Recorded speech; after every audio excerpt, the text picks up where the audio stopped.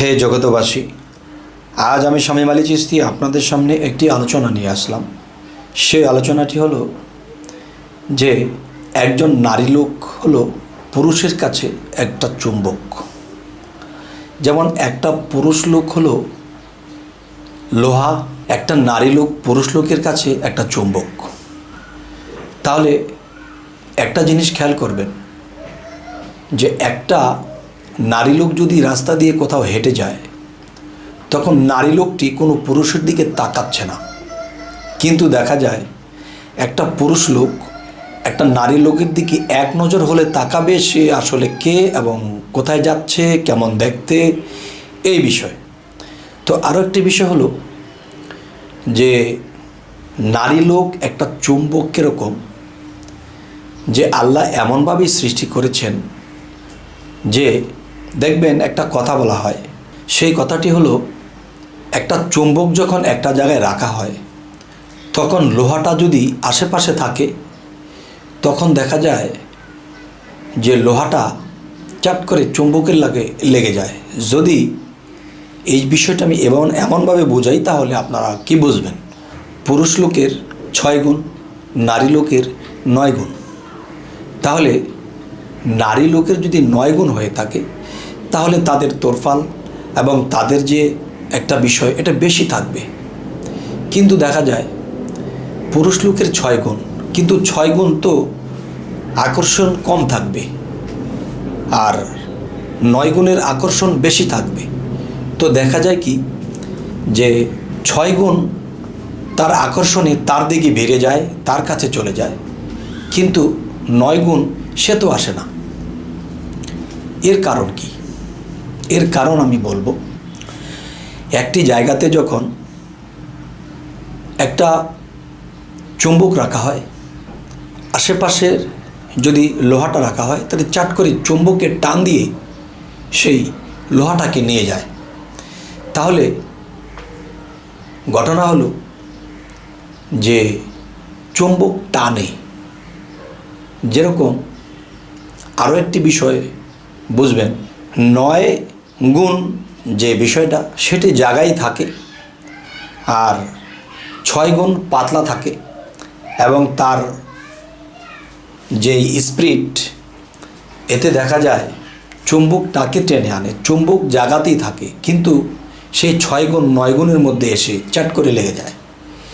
তাহলে এখানে যে বিষয়টি বোঝাতে চাচ্ছি যে আল্লাহ নারীদেরকে এমনইভাবে সৃষ্টি করা হয়েছে যে দেখা যায় যে এই সৃষ্টির মধ্যে বিশাল রহস্য লুকিয়ে আছে। যাই হোক, আরও একটি কথা বলা যায়, সেটি হলো দেখবেন 5 কেজির যে বাটখারাটা এটা নিচে থাকবে এবং সবার উপরে 50 গ্রাম কিংবা 20 গ্রাম। এখন 20 গ্রাম বলতেছে যে আমি সবার উপরে।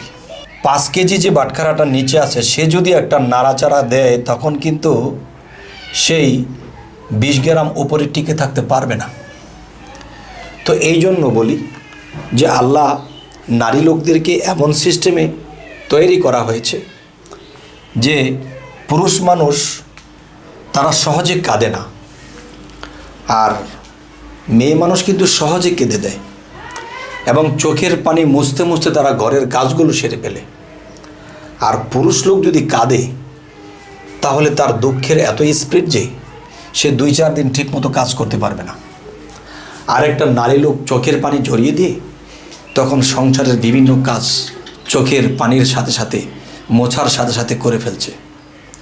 তাহলে এরকম একটা স্পিরিট তাদের মধ্যে দেওয়া হয়েছে। তেমনি যৌবনের যে ভাগটা তাদের মধ্যে বেশি, তাই তাদের মধ্যে এমন চুম্বক আল্লাহ ফিট করে দিয়েছে যে এই জন্য জগতে মেয়ে মানুষ পর্দায় থাকতে হয়। পর্দায় থাকতে হয় কেন? যে একটা চুম্বক যদি আমি একটা বাক্সে ভরে রাখি তখন দেখা যায় আশেপাশে দিয়ে যদি কোনো লোহার টুকরা রাখা হয় তাহলে সেটাকে টান সহজে দিতে পারে না।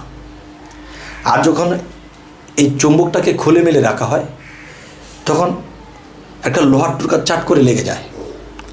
যার ফলে একটা মেয়ে মানুষ যখন পর্দা হয়ে থাকবে তখন তার রূপের দিকে যখন একটা পুরুষ লোক দৃষ্টি নিক্ষেপ করবে, তখন কিন্তু সে তার জায়গায় স্থির থাকতে পারবে না, হয় কামে মত্ত হবে নয় প্রেমে মত্ত হবে।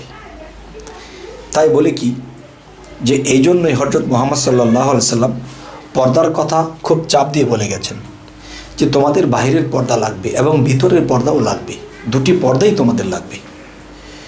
যাই হোক, আজকের যে আলোচনাটি বোঝানো হলো যে 6 গুণ আর 9 গুণ, যে 6 গুণ তো কম, 9 গুণ তো বেশি, তাহলে কেন 6 গুণ গিয়ে আগে সেখানে চাট করে লেগে যায় আর 9 গুণের জায়গায় 9 গুণই থাকে? এটাই বোঝানো হলো যে পুরুষের অংশ বিশেষ থেকে যখন নারী লোককে সৃষ্টি করা হয়েছে, তখন সেখানে আকর্ষণ শক্তিটাই তার মধ্যে রয়ে গেছে, যার ফলে যে সেই আকর্ষণে তখন এখানে কিছু ঘটে যায়। তাই এর পাশাপাশি আমরা অন্তরের পর্দা এবং বাহিরের দেহের পর্দা, আমাদের দুটি পর্দাই লাগবে, তখন আমরা অনেক দূর চরিত্র থেকে বেঁচে যাব। তবে জানি না হে জগতবাসী, আপনাদেরকে এই আলোচনাটা কি বোঝাতে পারলাম কি না। তো আমাদের এই আলোচনা যদি আপনাদের ভালো লাগে তো অবশ্যই সাবস্ক্রাইব করে রাখুন, পরবর্তীতে আমাদের ভিডিওগুলো আপনারা পেয়ে যাবেন। তো আজ এ বলেই রাখবো, সকলেই ভালো থাকবেন। আল্লাহ হাফেজ।